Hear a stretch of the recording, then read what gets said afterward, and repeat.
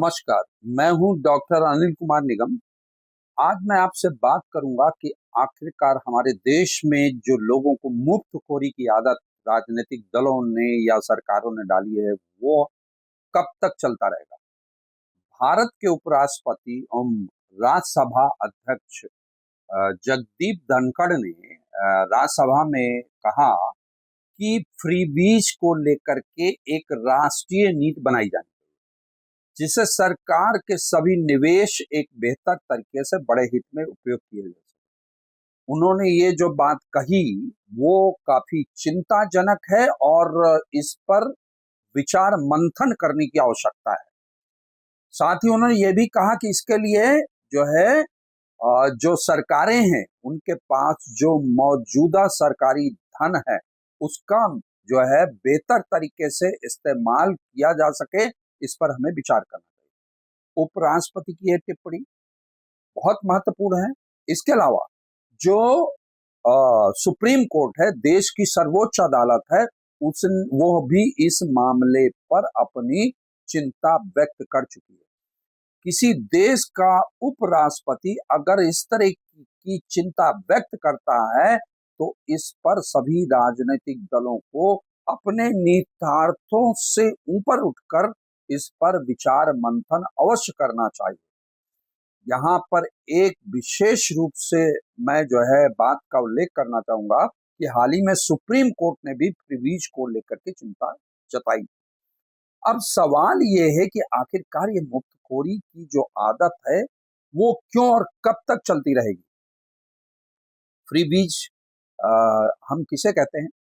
मतलब बेहद कम समय में अगर हम देश की जनता को, प्रदेश की जनता को ध्यान में रख करके मुफ्त में वस्तुएं बांटते हैं, सेवाएं देते हैं, तो इसे फ्रीबीज कहा जाता है।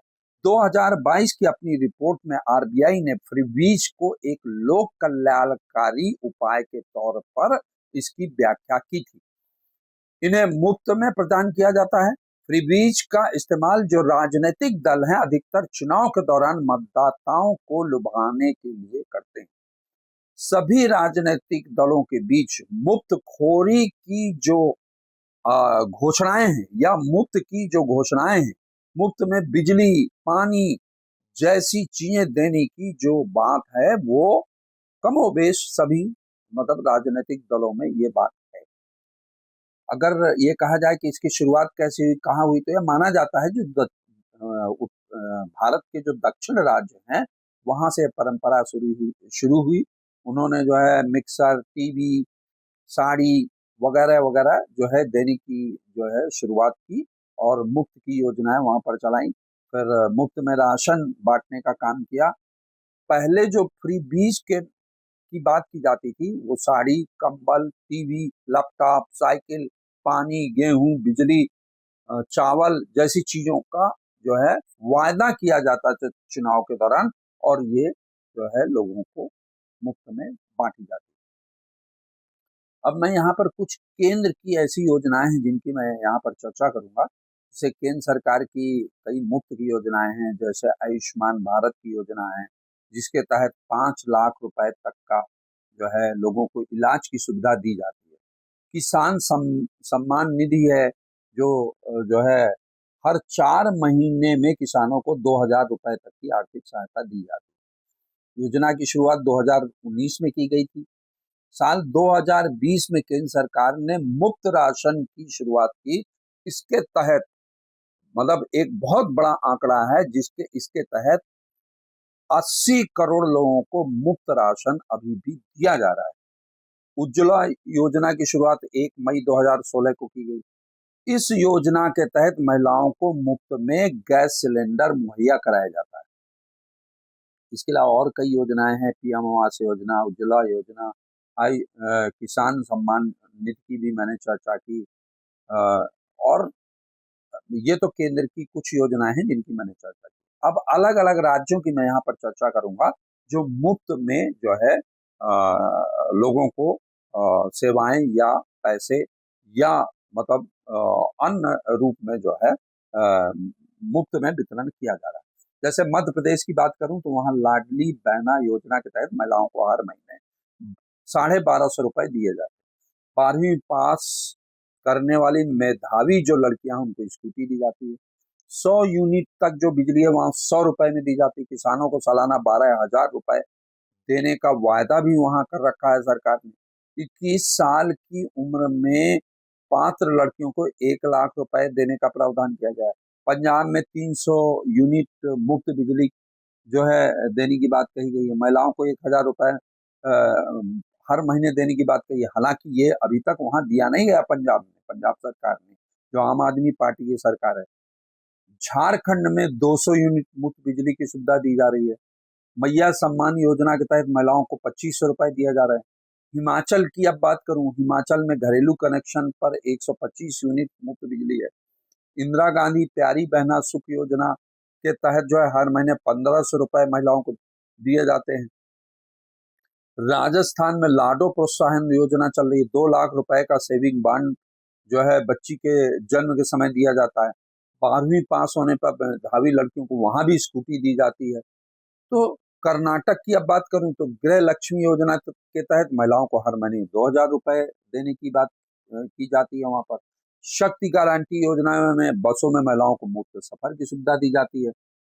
तमिलनाडु में भी कुछ इसी तरह की बात है। परिवार के मुखिया को हर महीने ₹1,000 दिए जाते हैं। बसों में महिलाओं को मुफ्त सफर की सुविधा दी जाती है।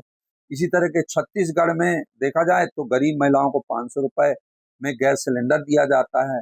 महतारी वंदन स्कीम में शादीशुदा महिलाओं को ₹12,000 की सालाना मदद दी जाती है। तेलंगाना की बात करूं तो हर महीने ₹2500 महिलाओं को दिए जाते हैं। 200 यूनिट तक बिजली मुफ्त है वहाँ। ₹500 में गैस सिलेंडर। बसों में मुफ्त सफर करने की महिलाओं को सुविधा है। महाराष्ट्र की बात करूं तो हर गरीब को भोजन और आश्रय की सुविधा है। किसान सम्मान योजना के तहत ₹15,000 दिए जाते हैं। किसानों को कर्ज माफ करने का वहां वायदा कर दिया गया है। महिलाओं और वृद्धों को हर महीने ₹2100 देने का ऐलान किया गया है। और दिल्ली में जो आप सरकार ने भी कई मुफ्त की योजना वहां चला रखी थी। जैसे हर महीने 20,000 लीटर पानी मुफ्त दिया जाता था। हर महीने 200 यूनिट तक बिजली मुफ्त थी। महिलाओं को मुफ्त बस में यात्रा, फ्री वाईफाई की सुविधा, बुजुर्गों को मुफ्त तीर्थ यात्रा। लेकिन जब भाजपा इस बार 2025 में जो चुनाव हुए, चुनाव के दौरान भाजपा ने कहा कि भाई जो आम आदमी पार्टी पहले से मुफ्त की योजनाएं जारी की वो तो देगी देगी, साथ में महिलाओं को ₹2500 हर महीने देगी। और भी कई उसने घोषणाएं कर दी। गुजरात में गुजरात सरकार गंगा स्वरूपा योजना के तहत विधवाओं को हर महीने जो है ₹1250। इंदिरा गांधी वृद्धावस्था पेंशन के तहत ₹1,000 की आर्थिक सहायता, है ना।